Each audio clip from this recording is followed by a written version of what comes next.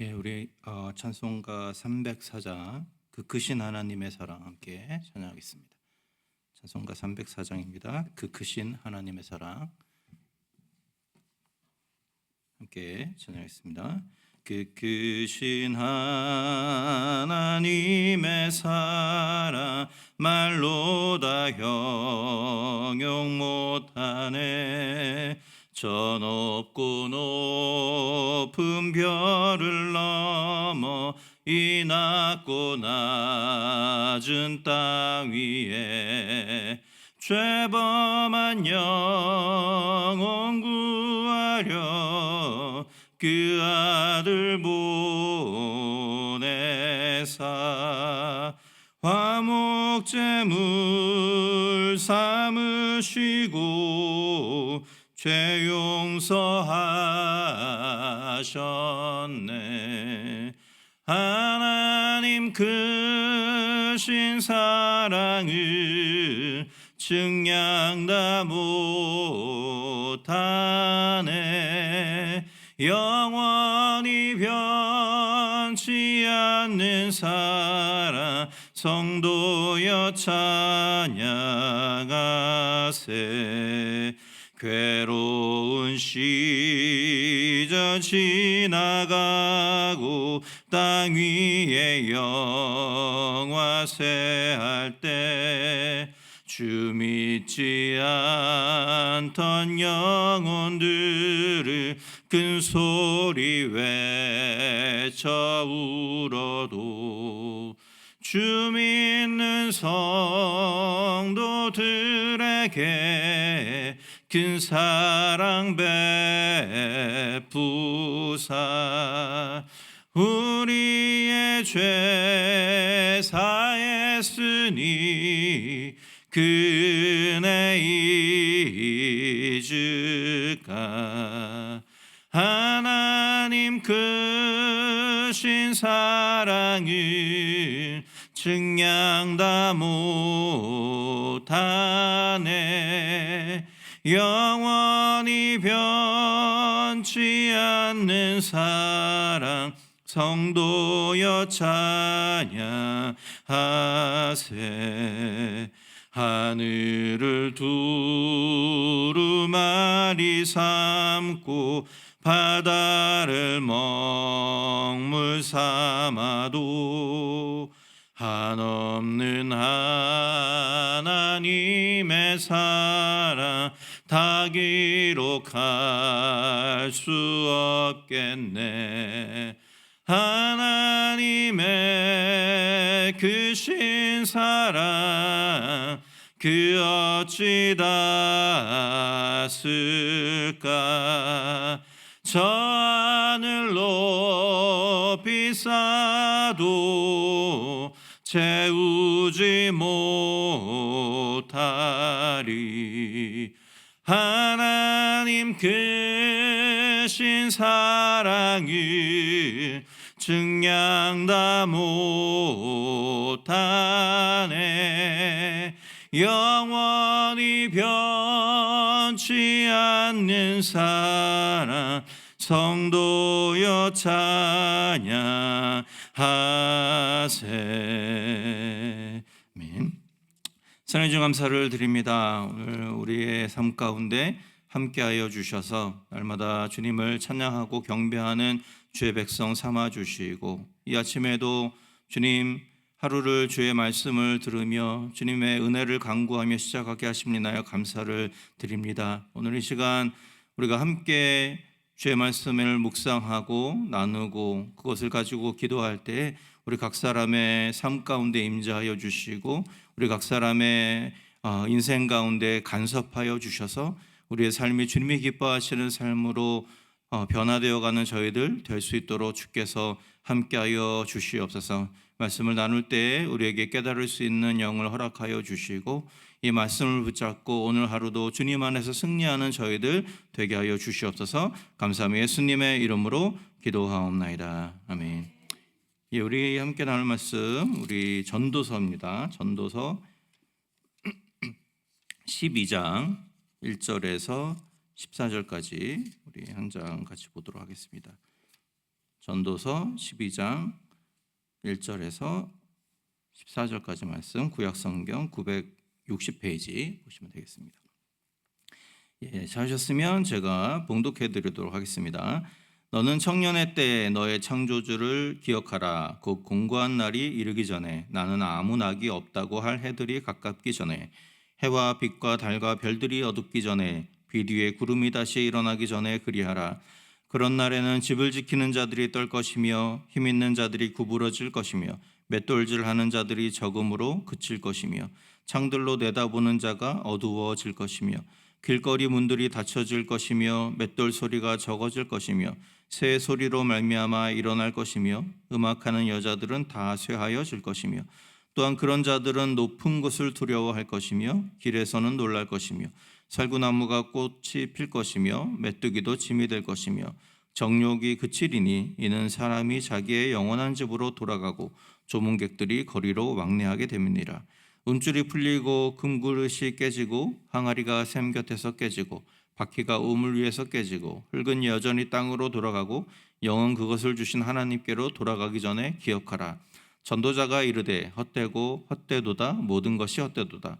전도자는 지혜자이어서 여전히 백성에게 지식을 가르쳤고 또 깊이 생각하고 연구하여 잠언을 많이 지었으며 전도자는 힘써 아름다운 말들을 구하였나니 진리의 말씀들을 정직하게 기록하였느니라. 지혜자들의 말씀들은 찌르는 책짓 같고 회중의 스승들의 말씀들은 잘 박힌 목 같으니 다 한 목자가 주신 바이니라. 내 아들아, 또 이것들로부터 경계를 받으라. 많은 책들을 짓는 것은 끝이 없고 많이 공부하는 것은 몸을 피곤하게 하느니라. 이래 결국을 다 들었으니 하나님을 경외하고 그의 명령들을 지킬지어다. 이것이 모든 사람의 본분이니라. 하나님은 모든 행위와 모든 은밀한 일을 선악간에 심판하시리라. 네. 우리가 기술이 발전한 현대에도 수많은 사람들이 한꺼번에 죽는 참사라는 것들이 많이 발생을 합니다. 우리가 오래전에 있었던 한국에 있었던 삼풍백화점 붕괴 사건이라든가 세월호가 전복된 사건이라든가 용산에서 일어난 할로윈 축제라든가 아니면 미국에서 일어난 9.11 테러 사건 등과 같이 전혀 예상치 못한 곳에서 사고로 목숨을 잃는 사람들의 이야기를 우리가 많이 듣게 되죠. 아마도 그들 모두는 조금 있다가 자신의 삶에 어떤 일이 일어날지를 예상은 못했을 것입니다. 그저 평소처럼 쇼핑을 하고 있었을 것이고 아니면 여행을 하고 있었을 것이고 친구들과 놀고 있거나 아니면 직장에서 근무를 하고 있었던 상황이죠. 아마도 그들은 오늘 저녁에 끝나고 뭘 먹을까 이런 걸 생각했을지도 모르고 내일 친구를 만나기로 했는데 뭘 하고 놀지 이런 생각을 했을지도 모르겠습니다. 그러나 그들이 예상했던 그 내일이라는 것이 오지 않게 되었던 것이죠. 이런 갑작스러운 사고들은 우리의 삶이 영원하지 않다라는 아주 당연하지만 우리가 종종 잊고 살아가는 진리를 우리에게 다시 한번 상기하게 해주죠. 우리가 보통 잠자리에 들 때 무슨 생각을 하십니까? 내일 일정을 살펴보면서 내일은 몇 시에 일어나가야겠다. 그래서 시간을 맞추고 이런 식으로 우리가 잠자리에 들죠. 그 말은 뭐냐면 우리에게 확신이 있다는 겁니다. 무슨 확신이죠? 내일 아침에 반드시 나는 일어날 것이다라는 확신이 있어요. 그런데 우리가 인정할 수밖에 없는 사실이 있습니다. 그 확신이 깨지는 날이 반드시 오게 된다라는 것이죠. 그렇기 때문에 성경은 우리에게 언제 올지 끝이 다가올지 모르는 우리의 삶을 우리가 깨어서 그날을 준비하라고 권면을 합니다. 오늘 우리가 읽은 본문도 이러한 메시지를 우리에게 전달을 하죠. 오늘 본문은 전도자가 자신의 책을 마무리하면서 전하는 결론부에 해당합니다. 그가 앞서 강조했던 내용들은 우리가 잘 알다시피 모든 것이 헛되고 헛될 뿐이다라는 그런 내용이었습니다. 그가 인간의 일생 동안 겪는 고통이나 아픔 또는 즐거움이나 쾌락 이런 모든 것들을 살펴보면서 그것이 영혼의 관점에서는 아무것도 아니라는 것을 이야기를 하죠. 그러나 그의 결론은 그렇기 때문에 인간의 인생이 허무하고 아무 소용없다라는 어떤 그런 허무주의로 귀결되지 않습니다. 다만 그는 인간이 경험하는 이 모든 어떤 모순들을 극복할 수 있는 유일한 길은 창조주를 기억하는 것뿐이다 라고 이야기를 하죠. 오늘 본문에서 특별히 지혜자는 너는 청년의 때에 너의 창조주를 기억하라라고 말하고 있습니다. 이 청년의 때 창조주를 기억하라는 말은요, 청년의 때는 창조주를 기억해도 되고 나이가 들면 괜찮다 이런 의미는 아니고요. 다만 여기서 말하는 청년의 때라는 것은 우리가 문자적으로 말하는 미혼 남녀를 말하는 것이 아니라 아직 이 땅에 살아있는 동안을 비유적으로 표현하는 표현입니다. 그것을 그 청년의 때가 어떤 때인지를 1절부터 오늘 본문에 보면 7절까지 해서 쭉 설명을 합니다.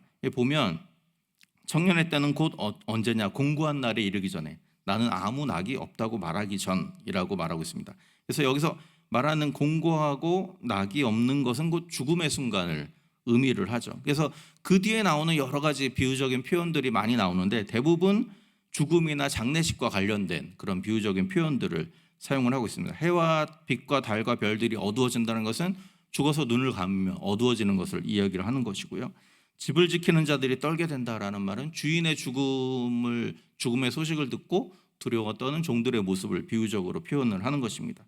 그리고 힘 있는 자들이 구부러진다라는 것은 죽을 때가 다 된 사람들이 근육에 힘이 빠지는 것, 이런 것들을 표현하는 것이고요. 또 6절에 은줄이 풀리고 금그릇이 깨지고 항아리가 깨지는 것은 인간이 살아있는 동안 누렸던 부유함이나 어떤 생명을 연장시켜주는 그 모든 것들이 다 끝나버리는 순간을 비유적으로 표현한 것이죠.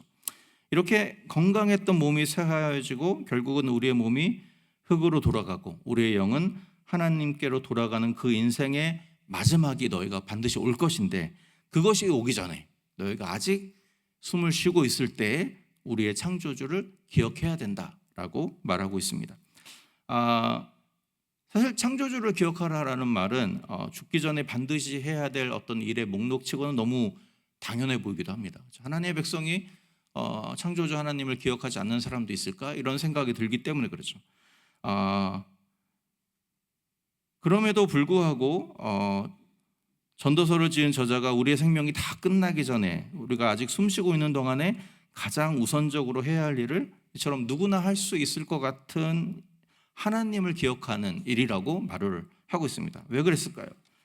그것은 누구나 하고 있을 것 같고 또 누구나 할 수 있는 일인 것 같지만 사실은 누구도 잘하지 못하는 일이기 때문이라고 할 수 있습니다. 이 명령에서 가장 중요한 말은 기억하라라는 말보다는 너의 창조주라는 말인 것으로 보입니다. 여기서 전도자가 하나님이라고 또는 여호와라는 말을 사용하지 않고 창조주라는 단어를 사용한 것에 의미가 있다라는 생각이 듭니다. 창조주라는 말은 무슨 말입니까? 이 땅을 지으시고 만드신 주인을 말하는 것이죠. 그러면 왜 전도자는 창조주를 기억하라고 이렇게 구체적으로 말을 했을까요? 창조주라는 말에는 몇 가지 중요한 신앙 고백이 담겨져 있기 때문에 그렇습니다. 먼저 창조주라는 말에는 이 세상의 모든 것들이 하나님으로부터 말미암았다라는 고백이 들어있는 것이죠. 그렇기 때문에 이 세상에는 절대로 우연이라는 것이 없고 모든 것이 하나님의 섭리와 계획 가운데 진행되고 있다라는 고백이 담겨져 있습니다. 그렇게 우리가 살아있는 동안 해야 될 정말 중요한 일은 나라는 존재가 또는 내가 처한 모든 상황이라는 것들이 모두 하나님의 뜻과 계획 안에 들어있음을 인정해야 된다라는 의미를 가지고 있죠. 또 창조주라는 말 속에는 하나님은 창조주이고 그렇기 때문에 나는 피조물에 불과하다라는 어떤 고백이 또 담겨져 있습니다.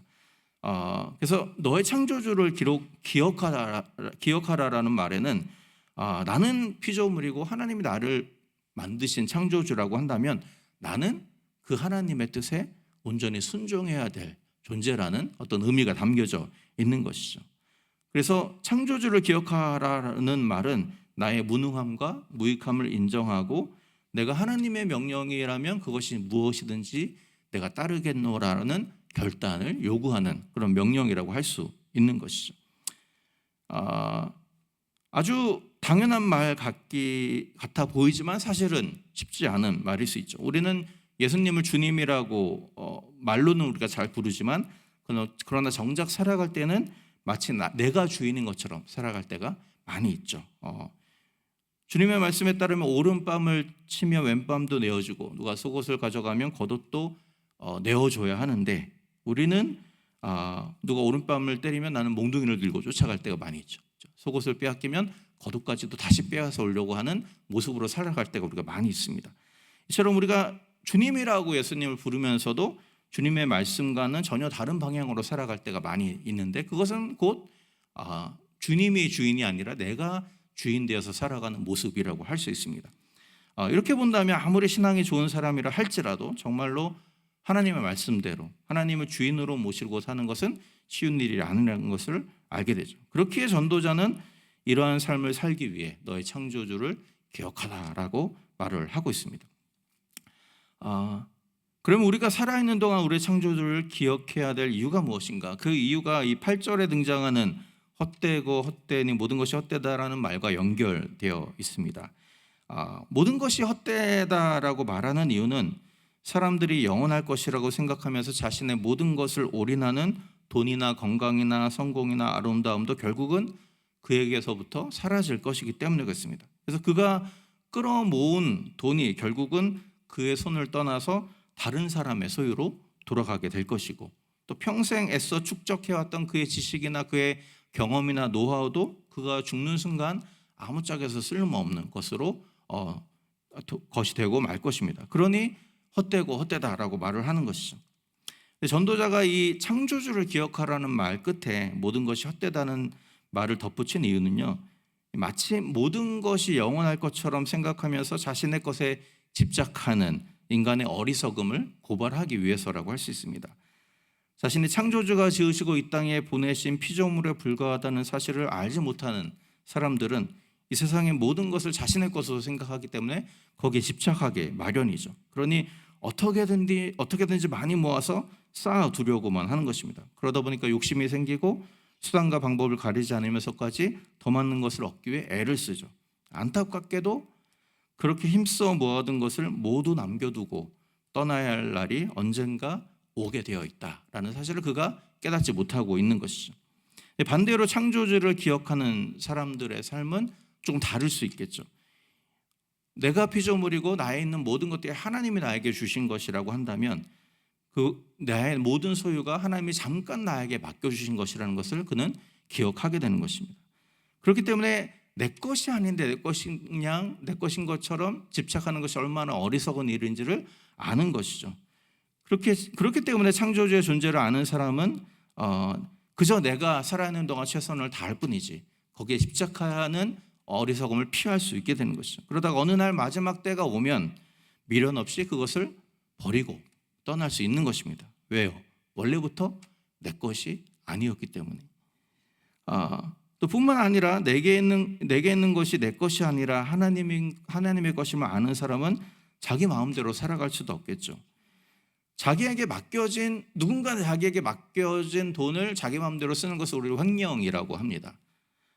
그런데 생각해 보면 우리도 알게 모르게 횡령죄를 짓고 살 때가 많이 있죠. 왜냐하면 나에게 주신 나의 재능이라든지 나의 달란트라든지 나의 모든 가지고 있는 소유라든지 이 모든 것들이 하나님이 주신 것임을 우리가 인정한다면 하나님의 것이라면 우리가 그것을 사용할 때 하나님은 과연 어디에 이것을 사용하길 원하시는지 물어야 하겠죠. 하나님은 어느 방향으로 우리의 삶이 이끌어갈지를 원하시는지 우리가 물어야겠죠. 그게 주님의 뜻을 따라서 우리의 가진 소유를 사용하고 또 우리의 모든 삶의 방향과 우리의 모든 삶의 속도를 하나님의 뜻에 맞추는 것이 온전한 하나님의 백성의 삶이라고 할 수 있습니다. 그렇지 않고 내가 생각하는 대로 내 마음대로 내가 원하는 대로 사용한다면 그것이 곧 횡령이 아니고 뭐겠습니까?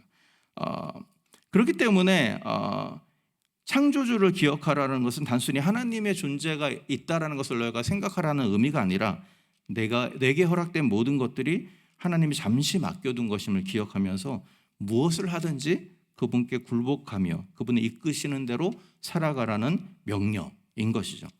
그렇기 때문에 오늘 본문의 마지막 부분에서 전도자는 이렇게 말합니다. 일의 결국을 다 들었으니 하나님을 경외하고 그의 명령을 지킬지어다. 이것이 모든 사람의 본분이니라. 하나님은 행위와 모든 은밀한 일을 선악간에 심판하시리라.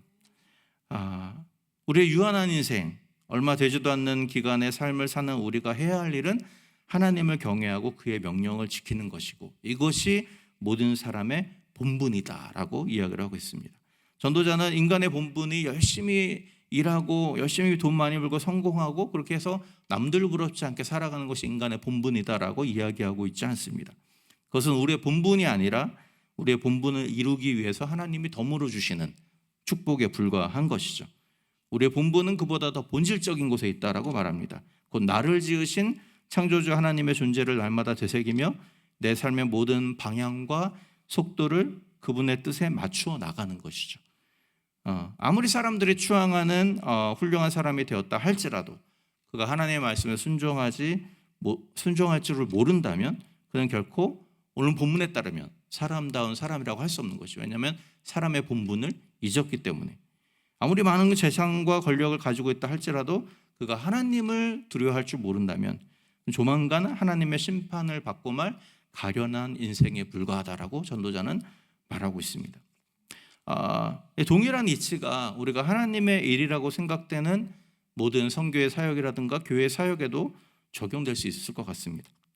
우리가 사람의 본분은 여호와를 경외하고 그의 명령을 지키는 것이라고 했는데 이 전도자의 말씀에 따르면 아무리 엄청난 선교의 업적을 이루었다 할지라도 그의 사역의 동기가 여호와를 경외하고 그의 명령을 지키기 위한 것이 아니라 자신의 능력을 과시하고 뽐내기 위한 것이었다고 한다면 그는 사람들이 존경하는 선교사가 됐을지는 몰라도 창조주 하나님으로부터 인정받는 하나님의 자녀는 되기 어렵다라는 것이죠.